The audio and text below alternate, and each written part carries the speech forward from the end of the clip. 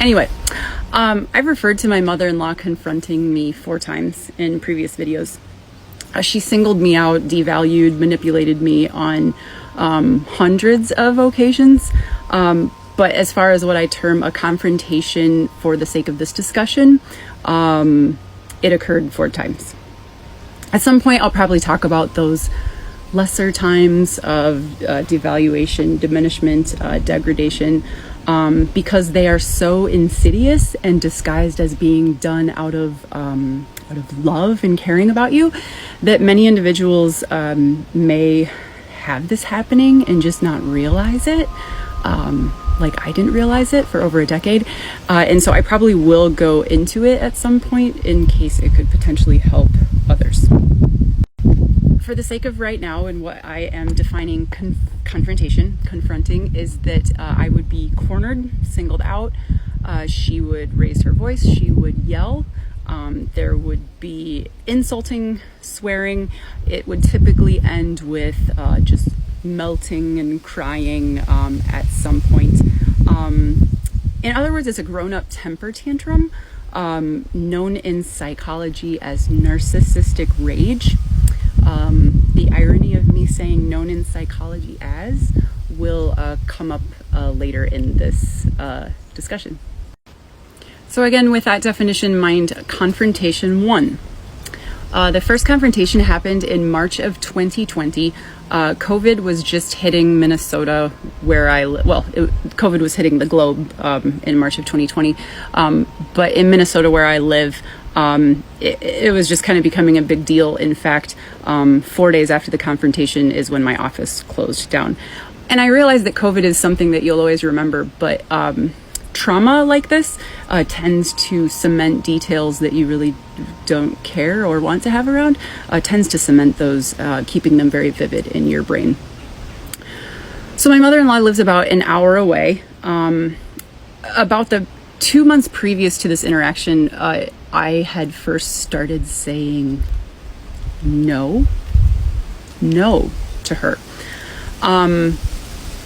I might go into detail about these other little no's at some point, but ultimately I'd started doing it because I had noticed that I was halfway through my 30s. Continuing on, refer to the previous one to catch up.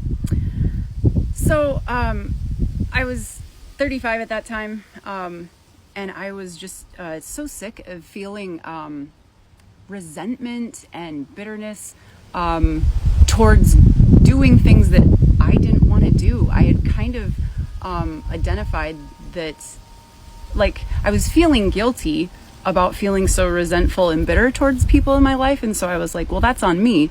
I need to start taking ownership of the things that happen in my life, and start doing something about it so that I'm not so resentful and bitter towards people unfairly. So for only about the previous 2 months to this March confrontation that I'm going to talk about, had I started kind of like playing with not playing with, but it's scary to say no when you haven't. And so I now know that it was completely 100% an enmeshed situation. So families who are enmeshed, I learned this in therapy, I did not know this. Families who are enmeshed usually have personal boundaries that pretty much are non-existent.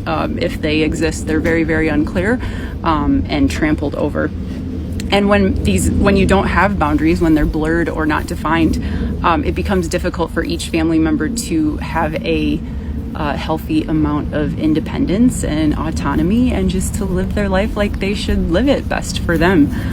And what's more, enmeshment goes beyond the bonds of a close family. So it involves a level of control where the parents not only want to, but need to know the thoughts. They need to know the actions of their children.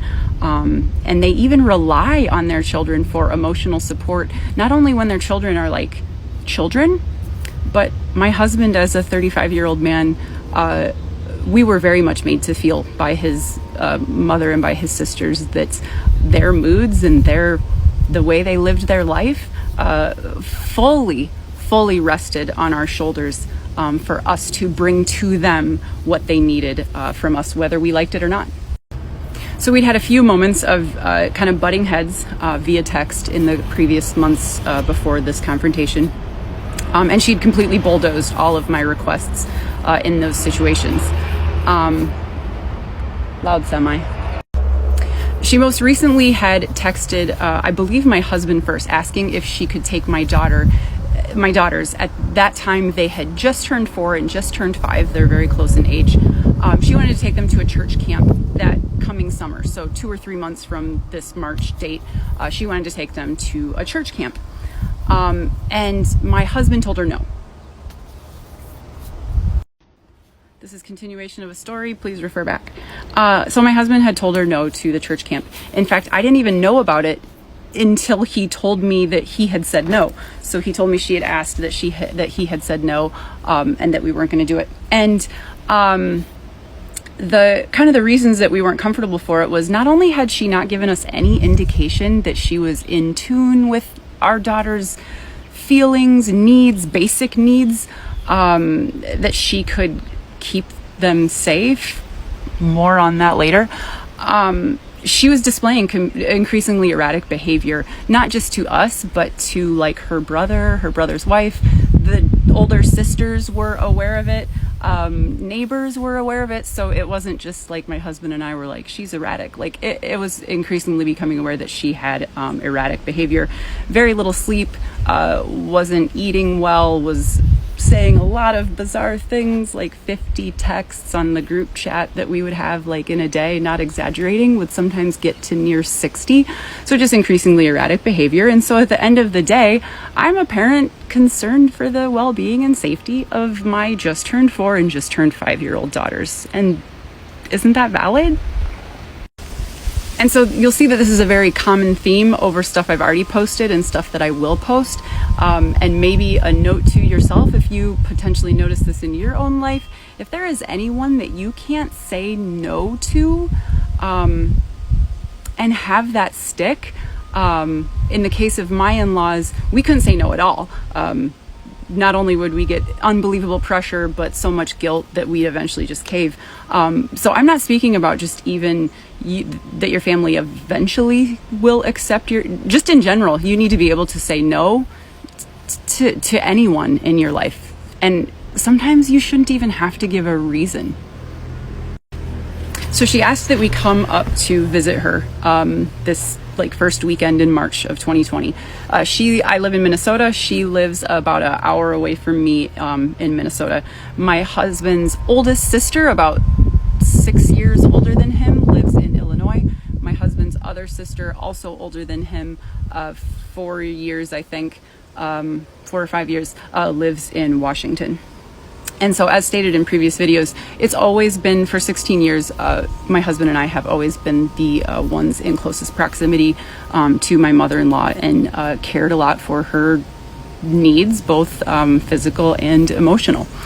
And so she wanted to chat about some things, and that's why she wanted us to come up. I told her ahead of time that it's not like we couldn't leave the girls at home. We didn't have a babysitter, and so the girls would be there. So it'd have to be a civil conversation. Continuation of a story of this episode of STFU edition NOW, so please look back at the previous stuff. So we were going up, the mother-in-law wanted us to come up, so I assumed it was obviously going to be a chat about the fact that we have these new preferences in our life that she doesn't like. And to be fair to her, throwing her a bone, we were very new to stating boundaries. Even the word was new to me. And I realize this may seem bizarre to many of you who have a healthier lifestyle and mindset than I do. But even, in my mid-30s, I didn't know what boundaries were. I was raised to totally be a people pleaser, to put everyone's needs above my own, even if it made me uncomfortable in the process. And being 35, I just suddenly was so sick of that, and I didn't want to live that way anymore. And so she asked that we come up. So when we agreed to do so, the night before, suddenly we got 2 emails. The first email was from my husband's oldest sister, so my sister-in-law, the oldest one, who lives in Illinois.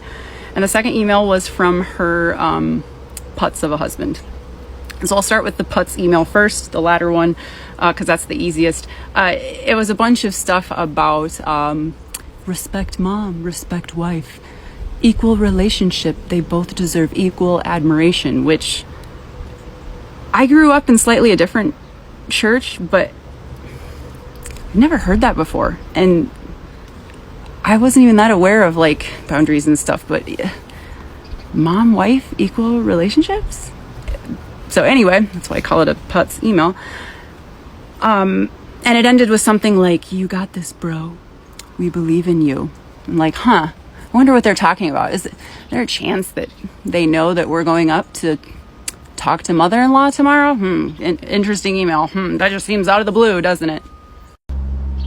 The one from my sister-in-law, however, 12 hours before we were going to arrive at my mother-in-law's house, goes something like this. And I'm gonna like actually read it directly from the email, some of the excerpts. So, "Hi Bethany and my husband. The comments via text the past couple days have left me feeling really upset. As I said in my email, I hope to establish good foundations as a family." So that's a common like thing with a narcissistic family cult, is just always like not talking about the fact that we're not allowing you to have boundaries, not talking about the fact that you feel shitty in your interactions with us. Family's always first. It doesn't matter how uncomfortable you are. Family, screw you, it's family. It's always family. Look at the other stuff, guys. So then it goes on, this email from my oldest sister-in-law, to say, "The comments from you, Bethany, about your desire for boundaries and the freedom to say no to things did not feel helpful." It didn't feel helpful? When I had preferences and like things that would make me feel better, but my boundaries weren't helpful for you? Did you know that I don't give a fuck? I don't give a fuck if my boundaries aren't helpful for that's not what boundaries are. Anyway, moving on. "There have been many text and in-person conversations with you in the past months. Bethy," you don't get to call me Bethy. That's for my family. Anyway, "that it felt bad, that they didn't feel like they were based on love and support for you." Again, people don't have to like your boundaries. As long as your boundaries aren't physically hurting someone, aren't financially hurting someone, as long as your boundaries aren't hurting someone, it doesn't matter one fucking iota if someone doesn't like your boundaries. I didn't know that yet, but I've gotten there. My boundaries with my in-laws, just in a nutshell, were, "We need you to back off a little bit. We've got too many texts from you. You ask to hang out every single weekend and every single holiday, and we don't want to. We'd like you to not buy us as many gifts, and we just like a little space." I didn't ask for money. I didn't crash the family car. I didn't embezzle any money. I didn't yell at anyone. I didn't say to anyone. All I needed was just a little space. That's all I needed. And so I'm not saying that your boundaries have to be as normal and minor as mine to still matter. Your boundaries matter. But just to be clear, that's all that my boundaries were. Moving on. "I always hope that your words and tone do not represent you both as a couple. And so I ask for your husband to speak up and intervene in these situations." It went on. It talked more about how we need to... I'm going to pause. I hear a semi coming. She goes on to say, "In terms of boundaries, I am certainly in support of everyone having healthy boundaries and feeling free to communicate with the rest of the family what feels good, what feels possible, what feels stressful, and what feels like too much." That is a load of shit, because I never responded to her like I wanted to, but we'd been doing that. We'd been saying what felt stressful, what felt like too much, like what we couldn't do, and that wasn't a good enough answer. All right, so I just went through the email from my sister-in-law that was sent like 12 hours pretty much before we went up to have this conversation with my mother-in-law. Total coincidence, right? I'm sure. So we show up. we eat lunch, and we figure we're gonna have some small talk for a while, but she launches immediately, pretty much within 10 minutes, into the fact that my husband and I had refused to chaperone my mother-in-law to this oldest sister-in-law's house on a summer vacation. Both mother-in-law and sister-in-law had already been pressuring us to take mother-in-law to see sister-in-law during the summer. Again, we're the only ones who lived by mother-in-law for 16 years. And so, you know, it's our responsibility. We're the ones who live by her, so it's gonna be us. And so they'd been heavily pushing this in the weeks before. And this is how vacations always went. They would say what we were going to do, when we were going to do it, where we were going. Husband and I would say some vague things about how we didn't really want to, and that didn't work for us. And it didn't sound that great, but we usually were complete pushovers with no backbone at the time. And we would suddenly be on vacation. At this point, it is clear to me that that was the enmeshed codependent family. So as I've talked about in some other videos, enmeshment and codependence are when you are responsible for the feels and the needs of others, that you don't really get to have your own persona, that everyone is very overly involved and reliant on each other. And so, you know, if you express any reluctance, you're absolutely guilted about a family, and you need to love us, and family is above all else, and our blood runs through your veins and bonds, and this is what you do for family, and this is so life-giving, and you know, and then suddenly you're on vacation. And I realize I'm a human, I realize I have autonomy, but the mental weirdness of all of this is so cognitively dissonant on the brain. That's a new therapy term that I didn't know. And then there's always gifts, you know, if I didn't already mention that. There's gifts before the mistreatment, then there's gifts after, there's words of love, and there's so many hugs all the time. And so I mean, with all these gifts and smiles and hugs and loving words, you're a monster, you know, you're a monster to not respond to it and think that it just fixes everything. So my husband thought that she would cry a lot about our boundaries that day. I thought that she would kind of plead with us and talk about how dumb boundaries were. None of us knew what would happen next. Look at my other stuff. So we talk about some of the recent preferences and boundaries that we'd stated with her that she'd completely steamrolled over, and she very quickly ignored it and diverted to the situation at hand, which was, why can't I have them for church camp? Why can't I have them for church camp? Well, because we don't really feel comfortable with that. Like Matt said, any healthy relationship, I know the couple wants a break from their kid. Is she implying? Okay, well, that's not my experience. I don't think it has anything to do with how healthy my husband and my relationship is. I work full time all week, so does my husband, and when I see my kids, I really want to spend time with them.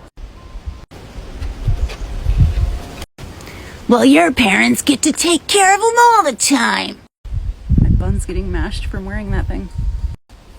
I mean, that's not true. They had him once for a wedding that we had to go to. Bullshit!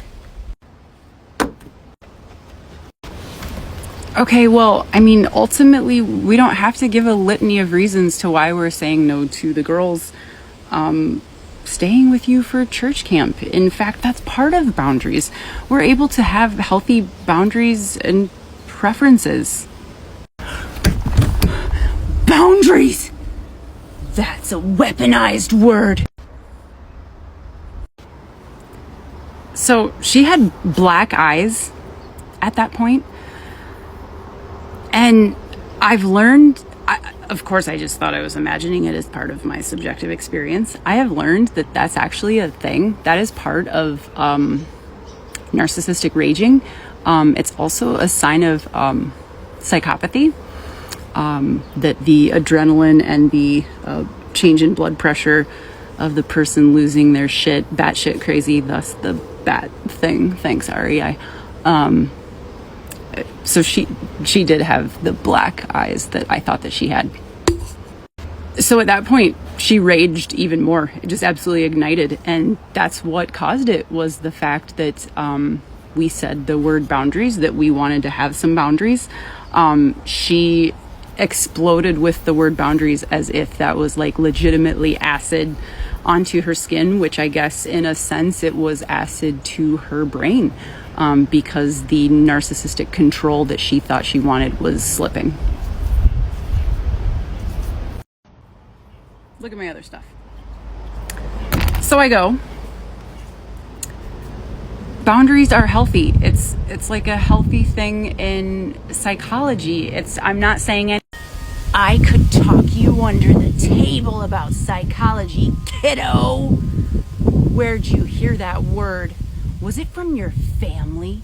Your sad, angry, cruel family?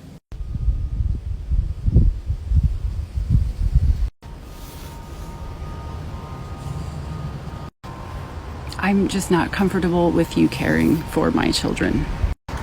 So at some point she jumps up, and I can't remember the catalyst for this exactly, even though so much of this is imprinted on my brain, I can't remember this part. She jumps up and she goes, "Did you read the email that oldest sister-in-law sent you last night? Because I did." And it was like, I mean, gee, I'm surprised. I'm so surprised that you got that email too. I wasn't surprised at all. I just didn't realize you'd be an idiot to make it so obvious. Like, ooh, I'm so scared that you're all ganging up on me, which, to be honest, 2 years ago when that happened, I was scared that I was being ganged up on. I'm Bethy. I'm a little less than Bethy. I was raised on a farm in Iowa in a really rural area. I'm weird. I have anxiety. I've got eating disorders. I've got depression. I've got borderline personality disorder. And I'm sure my abandonment issues were totally coming up there. So I felt extremely ganged up on at that point. The fact that my husband too was just completely silent. But now I slightly can laugh in horror when I look back. So she picks up the phone and rings the oldest daughter, who instantly answers the phone. Can you believe that? I mean, who saw that coming? She was instantly available. So sneak peek, later we found out that it totally was planned intervention style, which I wasn't even surprised about. My husband even had guessed that on the way home, that felt like an intervention, and it's like, it did. And then later we found out it was. So now I've got my psychotic, raging mother-in-law black-eyed across the table from me. I have my daughters who I can't even look at anymore because they look so extremely traumatized. I've got my mute, worthless husband sitting next to me who can't do anything. And then I have both of my sister-in-laws on the phone. And so yeah, I'm being ganged up on. I am shocked. I cannot move. She launches into the tirade like, "You girls won't believe this. Bethy will not let me watch her kids. And this will shock all of you." But the oldest goes, "Oh, well, I trust Mom with taking care of my kids. And you know what? Even then, I don't give a fuck. Just because you trust your insane mom with your kids, why would that mean I would trust her?" Look at the other stuff. Just because you trust your insane, psychotic, damaging mom with your kids, why would that mean that I have to do that? Just because you want to give your kids to be her narcissistic supply, I didn't know the term at that time, why would that mean that I have to do that? So she continues her tirade against me, now with the daughters on the phone, on the table, speakerphone. And she's again repeats that my family is sad, angry, and cruel, that my relationship with my husband is unhealthy, that I don't know what I'm talking about with boundaries, and I'm trying to tear the family apart. She then says, "That's the word her brother, let's just call him Bob. That's the word Bob used when he left the family." And I about fell backwards in my chair. Because until that point, I had forgotten that mother-in-law has an older brother who she is estranged from. I've never met him. In 16 years, we talked about him like twice, and she didn't even talk about him. Like my husband would mention him. He is he who shall not be named. And suddenly it was like, why did I never see this before? Like, so first of all, you have an estranged brother and you're nuts. And holy shit, I'm finally hearing that boundaries is why you're cut off from him too? Like, when are you the problem? Never, you'll find out. At this point or before, you're probably wondering, how didn't I leave the situation? Ideally, I would have left it an hour ago. But, and I've struggled with guilt over this for years. Don't worry, I've guilted myself enough. You don't need to tell me or think like how much of a shitty mom or person I am that I just sat there. But I've now learned in therapy that the neurobiology of PTSD talks about something called, I'm going to read this, that exposure to traumatic experiences is associated with turning off of the Broca's area, a part of the brain responsible for speech and motor production. So this experience sometimes is called speechless terror. And from that moment, that's what it was. I don't know why I didn't move, but maybe that helps me understand a little bit. I honestly can't remember much about the rest. At some point, as it did with all future confrontations like this, it dissolved into her crying. Obviously, I now understand to get, sympathy and to cover up all of the horrible raging. At some point, the sisters on the phone recommended counseling, like, oh, you guys just need to get counseling together to figure this out, just to get rid of those nasty boundaries, because no. And so we disconnect the phone. My mother-in-law pushes her chair back and goes, "Who wants vanilla?"